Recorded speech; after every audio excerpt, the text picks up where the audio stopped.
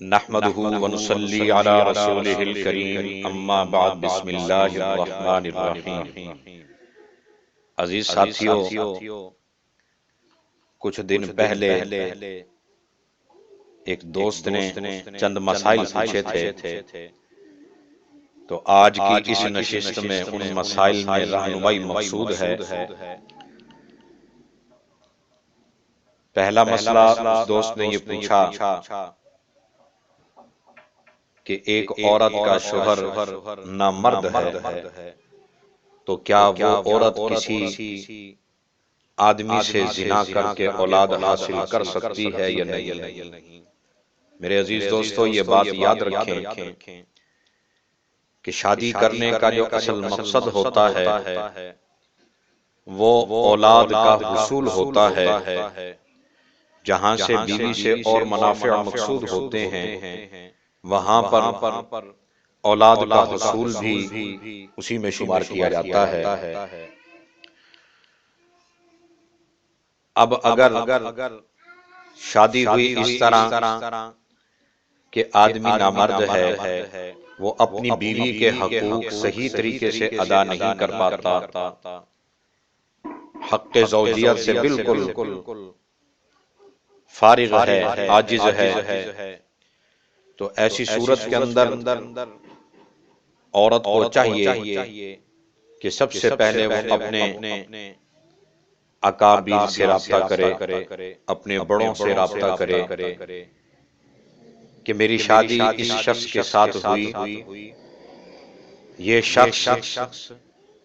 میری خواہشات کو پورا نہیں کر سکتا، یہ شخص نامرد ہے، لہذا اس کا علاج کرایا جائے اور اسے اس قابل بنایا جائے کہ جو شادی کا اصل مقصد ہے وہ مقصد حاصل ہو سکے۔ تو ایسے مرد کو علاج کرنے کا موقع دیا جائے۔ جب بارہا اس کا علاج کیا گیا اور اس علاج کے کرنے سے بھی اس آدمی کا مرض دور نہیں ہوتا، یعنی اس کی نامردگی دور نہیں ہوتی اور وہ بیوی کی خواہشات کو پورا نہیں کر سکتا، تو اس صورت کے اندر پھر اس مرد کو، عورت کو چاہیے کہ وہ اپنے مرد کو یا تو مہر معاف کر کے، حق مہر معاف کرنے کے بعد اس سے خلو لے لے، اور اگر وہ ایسا نہیں کرتی یا خامد اس بات کے لیے راضی نہیں ہے کہ اگر میں ایسا کرتا ہوں تو میں طلاق دے دیتا ہوں تو میری بدنامی ہوگی زمانے بھر کے اندر، تو یہ بات یاد رکھیں، کچھ قیمتی عورتیں ایسی بھی ہوتی ہیں، سمجھدار عورتیں ایسی بھی ہوتی ہیں جو اپنے خامد کے ساتھ اس طرح کے معاملات میں صبر کرتے ہوئے احسن طریقے سے زندگی گزار جاتی ہیں۔ وہ اپنی دنیا کی اس معمولی سی تکلیف کو برداشت کر کے صبر کرتے ہوئے آخرت کی بے پناہ نعمتوں سے سرشار ہو جاتی ہیں۔ تو اگر عورت یہ مطالبہ کرتی ہے کہ تم مجھے طلاق دے دو، بدلے کے اندر حق مہر لے لو، اور مرد اس بات کے لیے ایگری نہیں ہے، راضی نہیں ہے، تو ایسی صورت کے اندر پھر عورت کو چاہیے کہ وہ عدالت سے رجوع کرے، اور عدالت سے رجوع کر لینے کے بعد اپنے اس خاوند سے علیحدگی اختیار کر لے، اور علیحدگی اختیار کر لینے کے بعد جو عدالتی قوانین ہیں ان کی پاسداری کرتے ہوئے،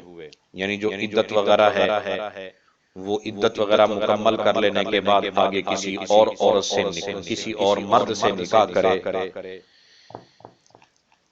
تو یہ ایک صحیح طریقہ ہے،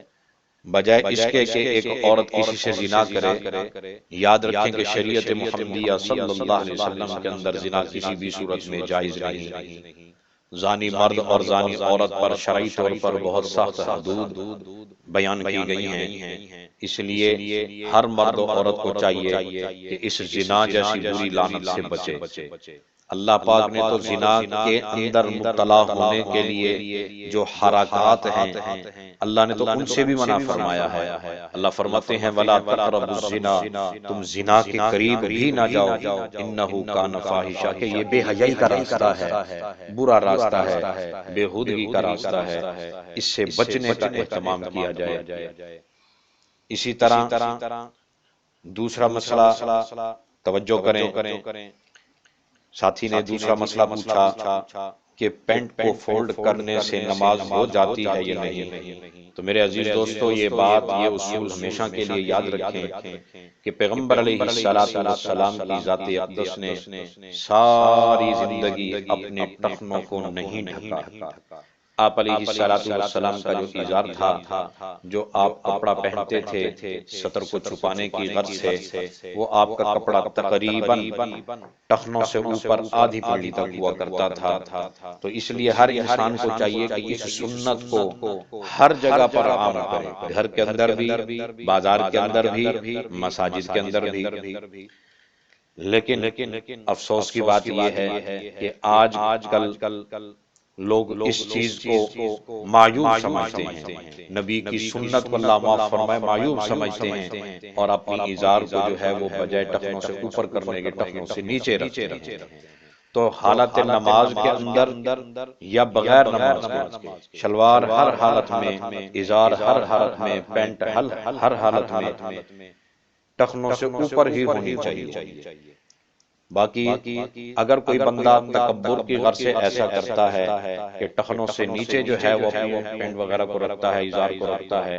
تو ایسی صورت کے اندر بعض صورتوں میں تو نماز نہیں ہوتی۔ ہاں، اگر بھول کر ایسا ہو گیا ہے کہ پینٹ کو اوپر فولڈ کرنا تھا، شلوار کو اوپر کرنا تھا، لیکن وہ جلدی میں رکعت نکل نہ جائے، نماز فوت نہ ہو جائے، جماعت فوت نہ ہو جائے، تو ایسی صورت میں اگر وہ یہ اوپر کرنا بھول گیا تو اس سے نماز ہو جائے گی۔ باقی پینٹ کو فولڈ کرنا یہ شرعاً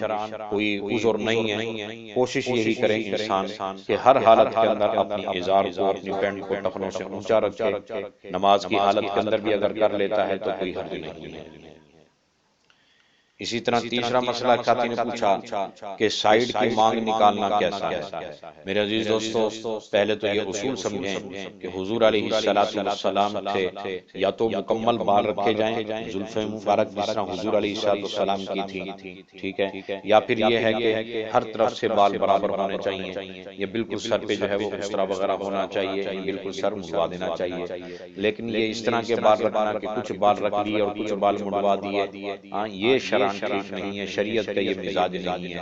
اور مانگ نکالنا جو سنت عمل ہے وہ یہی ہے کہ حضور علیہ السلام بالوں کو پیچھے کی طرف کنگھا کیا کرتے تھے، درمیان میں سے خود بخود ہی ایک مانگ نکل آیا کرتی تھی، اور اسی کا ہی حضور علیہ السلام سے اہتمام ثابت ہے۔ تو ہر ساتھی کو چاہیے کہ بجائے اس کے کہ دائیں اور بائیں سائیڈ سے مانگ وغیرہ نکالے، کوئی پف وغیرہ نکالے، تو یہ شریعت کے مزاج کے خلاف ہے، اس سے احتیاط کرنی چاہیے، اس سے اجتناب کرنا چاہیے، درمیان کی مانگ نکال لینے میں کوئی حرج نہیں ہے۔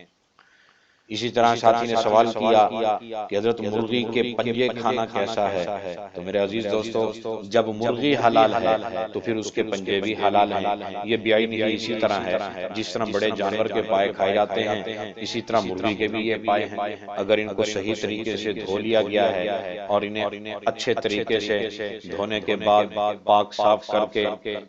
خوب ان کی صفائی ستھرائی کرنے کے بعد اگر انہیں پکا کر کھا لیا جائے تو اس میں کوئی حرج نہیں ہے، کوئی قباحت نہیں ہے۔ اسی طرح ساتھی نے سوال کیا کہ وہمی شخص کا کیا علاج ہے؟ میرے عزیز دوستو، یہ بات اصول کی ہے، اس کو یاد رکھیں کہ جو آدمی وہم کا مریض ہو اس کا کوئی علاج نہیں، اس کا علاج یہی ہے کہ وہ خود وہم کرنا چھوڑ دے، جو باتیں اس کو وہم دلاتی ہیں ان باتوں کو سوچنا چھوڑ دے۔ اگر یہ کہیں کہ جی وہم کا کوئی علاج ہو قرآن سے، حدیث سے، تو یاد رکھیں کہ اس طرح کا کوئی بھی علاج نہیں ہے۔ ہاں، اپنی تسلی کے لیے قرآن کی کوئی آیت پڑھ سکتا ہے اس نیت سے، مثلا قل هو اللہ پڑھ سکتا ہے، بسم اللہ پڑھ سکتا ہے، لا الہ الا اللہ، کوئی ذکر و اذکار پڑھ سکتا ہے اس نیت سے کہ یا اللہ یہ جو میں ذکر پڑھ رہا ہوں میرے اس ذکر کی برکت سے جو مجھے وہم کی شکایت ہو گئی ہے، میری اس وہم کی شکایت کو دور فرما دیجیے۔ باقی وہم کا کوئی علاج مستقل نہیں ہے، وہم کا علاج یہی ہے کہ بندہ ڈاکٹر سے رجوع کرے، ہاں، اور ڈاکٹر جو ہے کوئی اسے متبادل کوئی اچھی سی دوائی دے دے، اللہ پاک اس کے دماغ کو کچھ وقت کے لیے سکون دے دے۔ ہو سکتا ہے جب وہ اس دوائی کا اثر ختم ہو تو پھر اس کے بعد اس کا ذہن جو ہے، دماغ جو ہے تھوڑا فریش ہوگا، تو انشاءاللہ اس کا وہم جو ہے وہ دور ہو چکا ہوگا۔ باقی شریعت کے اندر کوئی خاص دعا اس طرح کی نہیں ہے، البتہ وسواس وغیرہ ہیں ان سے بچنے کے لیے دعائیں وغیرہ ہیں، اور قرآن پاک کی آیات مبارکہ ذکر و اذکار، جس طرح میں نے ابھی عرض کیا کہ کوئی سی بھی ایک آیت، کوئی بھی ذکر انسان اس نیت سے اگر کرنا چاہے تو کر سکتا ہے، اس میں کوئی قباحت نہیں ہے۔ تو میرے دوستو، یہ چند وہ مسئلے تھے جو ایک ساتھی نے میرے سے پوچھے تھے، میں نے آپ حضرات کے سامنے گزار کیے ہیں کہ ایک ساتھی نے پوچھا ہے، اس کے پوچھنے کی وجہ سے آپ سب کے سامنے بیان کر دیے تاکہ آپ کے بھی علم کے اندر آ جائیں کہ ان مسائل کے پیش آنے پر ان کا کیا جواب ہے۔ اللہ سے دعا ہے اللہ ہم سب کو حسن عمل کی توفیق عطا فرمائے۔ وما علینا الا البلاغ۔